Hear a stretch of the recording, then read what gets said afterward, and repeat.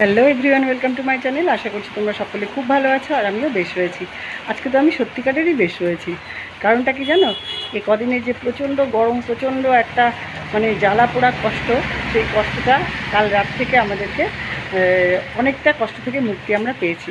কারণ কালকে রাতে খুব হাওয়া হয়েছে, খুব বৃষ্টি হয়েছে। তো এখনও দেখো বৃষ্টি হচ্ছে।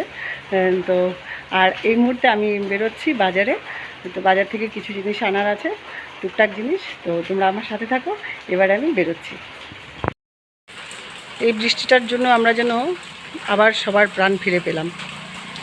তো ইউনিভার্সকে অনেক অনেক ধন্যবাদ জানাচ্ছি আমাদেরকে এই প্রাণটা ফিরিয়ে দেওয়ার জন্য। ফ্রেন্ডস, আজকে আমার বাজার যেতে কোনো অসুবিধা হচ্ছে না, বরঞ্চ আমি অনেক খুশি খুশি মনে যাচ্ছি। কারণ এই বৃষ্টিটা আমাদের জন্য ভীষণ কাম্য ছিল। খুব মজা লাগছে আজকের বৃষ্টিটা।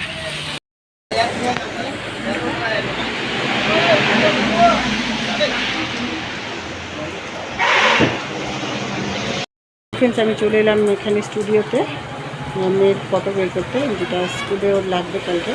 তো আমি ফটোগুলো বের করে নিচ্ছি, তোমরা আমার সাথে থাকো। এখানে উল্টো দিকে আমাদের ছোট্ট স্টেশন, চাবুয়া টাউনের ছোট্ট স্টেশন এটা।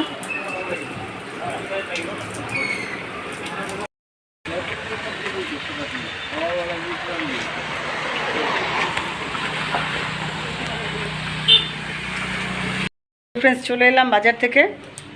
মেয়ের ছবিগুলো বের করে নিয়ে এলাম কপি করে, আর পান সুপুরি ঘরের যা যা জিনিস দরকার ছিল সেগুলো নিয়ে চলে এলাম। তো এবারে আমি ড্রেসটা চেঞ্জ করে রান্নার দিকে যাব।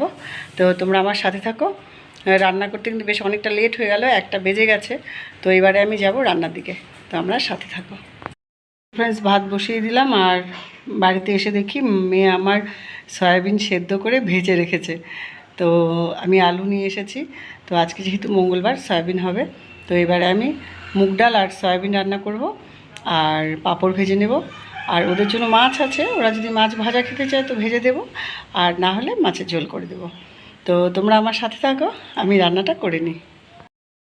আজকে সয়াবিন, মানে মুগ ডাল আর ভাত। পাঁপড় ভাজা পাঁপড় ছিল, আমি খেয়ে নিয়েছি। কালো পাঁপড়। এই দেখো, আমি পাঁপড় সেঁকতে গিয়ে পুরো পুড়িয়ে দিয়েছি। তো আমরা আজকে খাচ্ছি মুগ ডাল, সয়াবিন, লেবু আর কালো পাঁপড়। খাওয়া দাওয়ার পর যেটা হলো, আমি ভাবলাম যে বাসন টাসন মেজে নিয়ে আমি ভাবলাম যে পানটা খেয়ে নিয়ে তারপর আমার সেলাইয়ের কাজ আছে সেগুলো করব। তো পানটা হাতে নিয়েই আমি ঘুমিয়ে পড়েছিলাম। মানে কদিন ধরে এতটা ক্লান্তি গেছে শরীরে, না ঘুমিয়ে ঘুমিয়ে রাতে। তো ওভাবেই আমি শুয়ে ঘুমিয়ে পড়েছি। তো আমাকে আর মেয়ে ডাকেনি। তো এরপর যখন উঠে দেখলাম রীতিমতো সন্ধ্যা হয়ে গেছে, মা সন্ধ্যা দিচ্ছে।